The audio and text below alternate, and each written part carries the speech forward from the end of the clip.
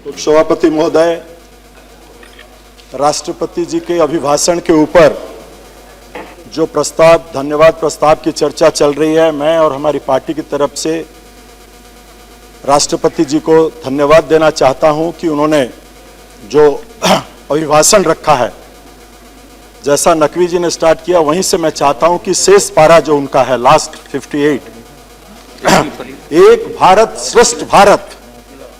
Sir, ये हाथ की 5 उंगलियां एक नहीं है, लेकिन हम सब चाहते हैं ये एक हो, तभी एक भारत होगा और श्रेष्ठ भारत होगा। उड़ीसा आज जिस कंडीशन में है, जो बैकवर्ड एरियाज हैं, जो ट्राइबल लोग हैं, आज तक उनको आजादी के पॉलिटिकल जस्टिस उनके तक नहीं पहुंच पाई है। पॉलिटिकल फ्रीडम की बात हम कर रहे हैं, इकोनॉमिक फ्रीडम की बात हम कर रहे हैं, सोशल फ्रीडम की बात हम कर रहे हैं, आज तक उनके पास वो नहीं पहुंच पाया। जब तक उड़ीसा जैसे पिछड़े इलाके हिंदुस्तान के आगे बढ़े हुए राज्यों और प्रांतों के साथ जब तक वो लोग नहीं मिल पाते, तब तक एक भारत और श्रेष्ठ भारत नहीं हो सकता। इसीलिए मैं उम्मीद करूंगा कि प्रधानमंत्री जी ने कल लोकसभा में जो कहा उनके बयान में कि पूर्व भारत और उत्तर पूर्व भारत का जब तक विकास नहीं होता, मैं उनसे धन्यवाद देता हूं अगर उसके ऊपर वो विचार रखें और ऐसा ही कोई दिखाएं। बिहार और बंगाल के लिए तो पैकेज हो गया, लेकिन उड़ीसा में इलेक्शन अभी नहीं है 4 साल, तो ऐसा ना हो कि हर एक जो बात कहें और उसको कार्य में परिणत ना करें। तो मैं उम्मीद रखूंगा कि कल जब इस हाउस में प्रधानमंत्री जी बोले तो उड़ीसा के लिए करोड़ों लोगों ने दस्तखत किए, स्वतंत्रता सेनानियों ने दस्तखत किए, और हमारे मुख्यमंत्री नवीन पटनायक जी ने लाके मेमोरेंडम यहां पिछले दिनों से दिया है कि उड़ीसा का हर कैटेगरी में उड़ीसा केवल इंटरनेशनल बॉर्डर को छोड़ने से Orissa justified to be a special category state. और जहां पे केबीके हैं, पिछले इलाके हैं, Koraput, Phulbani, Kandhamal, Gajapati, Sundargarh, Keonjhar, tribal area, Mayurbhanj, Kalahandi, Nuapada and जो बलांगीर, सोनपुर और कोरापुट, रायगढ़, नौरंगपुर, ये जो जिले हैं, ये पिछले जिले जो हैं, इनका विकास के लिए जो केबीके रीजन बना है, वहां हमने भी मांग की थी। उसके बारे राष्ट्रपति जी के अभिभाषण में कोई उल्लेख नहीं है। सर, अब मैं आऊंगा बात के ऊपर कि कैसे भारत बनेगा एक भारत। ऐसा कौन शख्स है सर इस गृह में, इस संसद में, जो ना चाहता हो कि मेरी मां, मेरा देश भारतवर्ष एक और श्रेष्ठ भारत ना बने। लेकिन जो लोग हमको यहां भेजते हैं, उन लोग तो चाहते हैं हम अपने दिल के ऊपर हाथ रख के पूछें अपने आप को, जो हम राजनीति के उद्देश्य के जब चले जाते हैं तो हमारे लिए हमारी मां, हमारा देश भारत श्रेष्ठ होता है कि हमारी पार्टी और हमारे लिए वोट श्रेष्ठ होता है। यही आज जिन लोगों के लिए हम यहां बात करना चाहते हैं, उनके लिए हम क्या सोच रहे हैं। आज सर, जब तक हेट्रेड टुवर्ड्स रिलीजन रहेगा, जब तक रिलीजियन के नाम पे आज देश को बांटा जाएगा, जब तक इस धरती में जात धर्म का नाम को लेके यहां पे खून खराबा चलेगा, तब तक कैसे सर, किस हिसाब से, मैं भी राष्ट्रपति के अभिभाषण से प्रधानमंत्री जी से जानना चाहूंगा कि किस हिसाब से ये एक भारत और श्रेष्ठ भारत बनेगा। सर, मैं चाहता हूं नेशनल इंटीग्रेशन, जातीय कौमी एकता की जो आपूर्ति है आज देश में, जिसकी सबसे ज्यादा आवश्यकता है, उसको आज एजुकेशन के अंदर, शिक्षा प्रणाली के अंदर अगर हम उसको पूरी तरह से जोड़ेंगे तभी जाके, उसके अंदर में सर अगर जोड़ेंगे तभी जाके ये एक हो सकेगा। बच्चे को पढ़ाते वक्त सिलेबस में ये बताना है कि तुम्हारा एक ही और हम सबका एक ही परिचय है कि हम भारतीय हैं और भारतीय हैं। We represent our country first, then we represent our state, उसके बाद वी आर नोन, हमारा जो परिचय है कि हम किस गांव में, मैं कालाहांडी उड़ीसा की धरती भवानीपट्टनम में पैदा हुआ, ये मेरा तीसरा परिचय है। और मेरा सबसे आखिरी परिचय है कि मैं Bhupinder Singh, I represent BJD party in the council of Rajya Sabha, ये मेरा शेष परिचय है। और इसके ऊपर शिक्षा में हम कुछ ऐसे चीजें डालनी चाहिए कि उसके अंदर में पूरी तरह से जो शिक्षा नीति हमारी है, सिलेबस है, उसको पूरी तरह से चेंज किया जाए। क्या सर ये विडंबना नहीं है हमारे लिए? सर 2-4 मिनट देखिए, एक 10 4 मिनट दीजिए।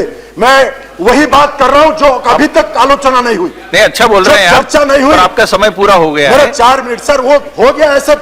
1-1 घंटा दूसरे मार्ग पर टीम को दिया गया है सर। मेरा कहने का है 2-4 पॉइंट बोलूंगा, मैं पॉइंट बोलूंगा 2-4। ठीक सर, मैं आपसे ये निवेदन करना चाहता हूं कि जैसे हम 15 अगस्त, 26 जनवरी, अक्टूबर 2 को पालन करते हैं, हम सरस्वती पूजा, गणेश जी की पूजा, दुर्गा जी की पूजा, जैसे हम एक्समास, जैसे हम हमारा ईद का पर्व, या हम बुद्ध जी का जयंती का पालन करते हैं, या नानक जयंती को पालन करते हैं, जिस रोज ये देश में हम बच्चों के अंदर, शिक्षा के अंदर, हम सबके कोण कोण में, जिस रोज हम 15 अगस्त, 26 जनवरी और अक्टूबर 2 को ये पर्व पूर्व से ज्यादा तरक्की से उसको अगर पालन करेंगे, तब ये देश एक भारत होगा, श्रेष्ठ भारत होगा, स्ट्रांग मॉडर्न इंडिया होगा, उसके सिवा नहीं होगा। सर, मैं ये कहना चाहता हूं आपके माध्यम से, मैं ये कहना चाहता हूं कि आज दिल्ली में जो इलेक्शन हुए, आपकी पार्टी वहां वास आउट नहीं हुई है। आपको वहां 22 सीटें मिलनी चाहिए। आज जहां पे आपको 3 सीटें मिली हैं, जहां पे आप पार्टी को 67 सीटें मिली हैं, उनको वहां 38 सीटें मिलनी चाहिए। प्रोपोर्शनल रिप्रेजेंटेशन से हम चुन के आते हैं, राष्ट्रपति जी चुन के आते हैं, उपराष्ट्रपति जी चुन के आते हैं। क्या यह समय नहीं आ गया कि आज अगर इक्वालिटी की बात कहें, सबको एक विचारधारा में लाने की बात करें, पॉलिटिकल जस्टिस की बात करें, तो क्या यह टाइम नहीं है कि हमें सोचना है कि इलेक्शन रिफॉर्म को लाने की आवश्यकता है, और यह बहुत जरूरी है कि प्रोपोर्शनल रिप्रेजेंटेशन से।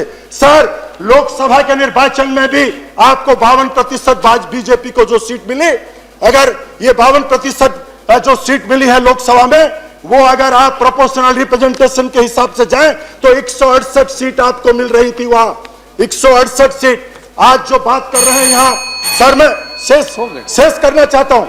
सर, मैं आपको यहां पे सर शेष में मैं ये बात रखना चाहता हूं सर, ऐसे इस मुद्दे के ऊपर मैं कहना चाहता हूं सर, पॉपुलेशन की जो बात है, इसके बारे प्रधानमंत्री राष्ट्रपति जी के अभिभाषण में एक भी लेख नहीं है। और अगर कोई मुद्दा इस देश के सामने आज ये बजट में जो आप बोलते हैं शॉर्टेज इन बजट, आज अब पीपीपी मोड की बात आ रही है, फॉरेन इन्वेस्टमेंट की बात आ रही है, इस देश में, भारतवर्ष में उसकी आवश्यक नहीं पड़ेगी अगर एक मुद्दा जो पॉपुलेशन का है उसके ऊपर अगर चिंतन किया जाए। सर, शेष में किसान, सर शेष में किसान के लिए उसका कोई फ्रीडम नहीं है, उसको कोई अधिकार नहीं है इस देश में। वो जो उपजाता है उसका रेट वो नहीं, वो कितने दर में वो बेचेगा, उसको वो अधिकार नहीं है कि वो धान उपज करे या कटन करे या शुगर केन करे या गेहूं करे, उसको वो अधिकार नहीं है कि उसका रेट वो कितने में बेचेगा। वही किसान आज, वही किसान, सर हम खाली बातें करते हैं कि भारत एक कृषि प्रधान देश है। सर, मैं एक मिनट, एक सेंटेंस में खत्म करिए। लास्ट में सर, एक मिनट में खत्म कर रहा हूं। सर, उस किसान का आज वो अधिकार नहीं है। आज भी बात चल रही थी कि उसकी जमीन जब अधिग्रहण की जाती है देश के हित के लिए, उसका अधिकार नहीं है कि बता सके वो तो उसकी कीमत कितनी है, उसका रेट क्या है, वो अधिकार भी आज उसको नहीं है। सर, टूरिज्म के लिए आज अगर किसान के बाद, एग्रीकल्चर के बाद अगर कोई इकोनॉमी है इस देश की तो वो टूरिज्म है। और कुदरत ने पूरा भारत को और उत्तर पूर्व भारत को जो दिया है उसको इंफ्रास्ट्रक्चर क्रिएट किया जाए, तभी जाके आने वाले दिन में आप जो युवकों को, अनएम्प्लॉयड यूथ को जो इनडायरेक्ट एम्प्लॉयमेंट की अगर बात है तो ये देश ने, कुदरत ने इस देश को बहुत कुछ दिया है और वो सब पड़ा है पूरा भारत और उत्तर पूर्व भारत में। उसमें टूरिज्म के ऊपर ज्यादा से ज्यादा गौर किया जाए। यही मैं उम्मीद करूंगा कि प्रधानमंत्री जी जब कल बोले तो आपके माध्यम से जो मंत्री जी यहां बैठे कि ये शब्दों के ऊपर गौर दिया जाए सर, और तभी जाके मेरा भारत, आपका भारत, हम सबका भारत, श्रेष्ठ भारत, एक भारत, स्ट्रांग भारत बन सकता है, मॉडर्न इंडिया बन सकता है। धन्यवाद।